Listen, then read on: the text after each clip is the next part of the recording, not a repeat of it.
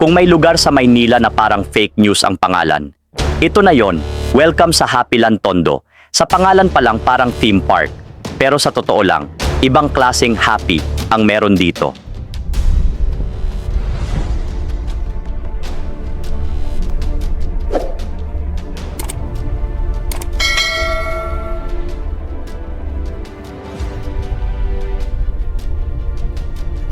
Matatagpuan ang Happyland dito sa Tondo.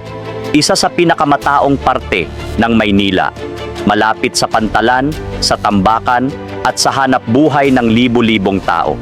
Sabi ng matatanda, dating hapilan daw ang tawag dito, tambakan ng basura sa tabing dagat. Sa paglipas ng panahon, sa biro at sa sanayan, naging Happyland. Ironic, di ba? Pagpasok mo sa looban, wala nang filter. Lahat ng amoy, lahat ng tunog, lahat ng eksena, sabay-sabay mong mararamdaman. Pero sa gitna ng gulong yan, normal lang na araw para sa mga nakatira dito. Ito ang everyday ng Happyland. Walang script, walang cut, puro totoong buhay. Dito, lahat ng pwedeng pagkakitaan, pinapasok. Bote, bakal, plastic, kargador, kariton, tricycle, kung ano pa. Basta may konting kita, go. Walang maarte sa trabaho dahil araw-araw may kailangang kainin. Pero linawin natin, hindi ito kwento ng awa. Kwento ito ng diskarte, ng lakas ng loob, at ng mga taong ayaw sumuko kahit ganon kahirap ang paligid. Yung mga bata, sila pa ang pinakamasaya. Walang gadget, walang mamahaling laruan, pero puno ng laro at halakhak ang kalsada. Sa gitna ng putik at ingay, doon nabubuo ang pagkabata nila. Kahit mahirap, marami pa ring nangangarap. May mga batang pumapasok sa eskwela, bit-bit ang lumang bag at manipis na baon, umaasang balang araw. Makakaalis din sila sa ganitong buhay at mabibigyan ng mas komportableng kinabukasan ng pamilya nila.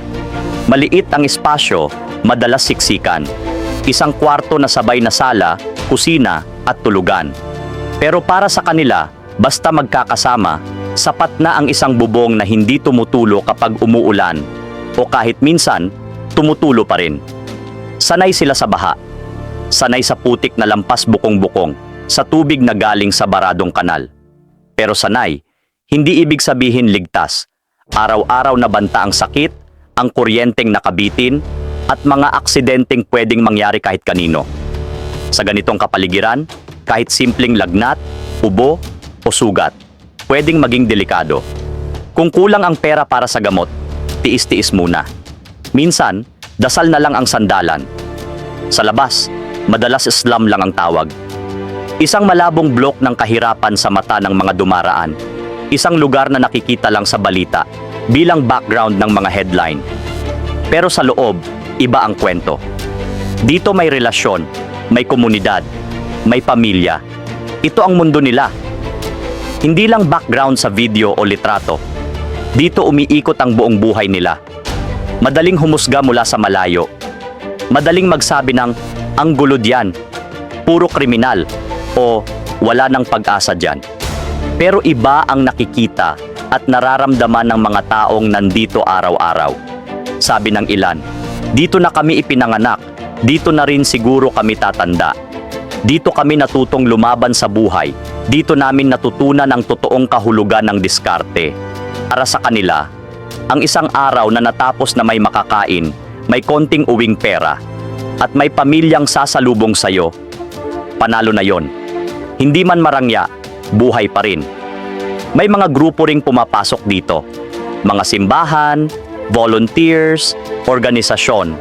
Bit-bit ang konting tulong, pagkain, school supplies o simpleng kamustahan. Sa gitna ng paghihirap, may mga taong nagpapakita na hindi sila nakalimutan.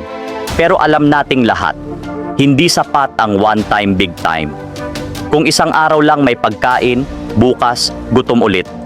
Kailangan tuloy-tuloy na sistema, hindi lang pang video o pang content na tulong. Huwag rin nating i-romanticize ang kahirapan. Hindi cute ang gutom. Hindi aesthetic ang baha na may lumulutang na basura. Hindi trophy ang pagiging sanay sa hirap.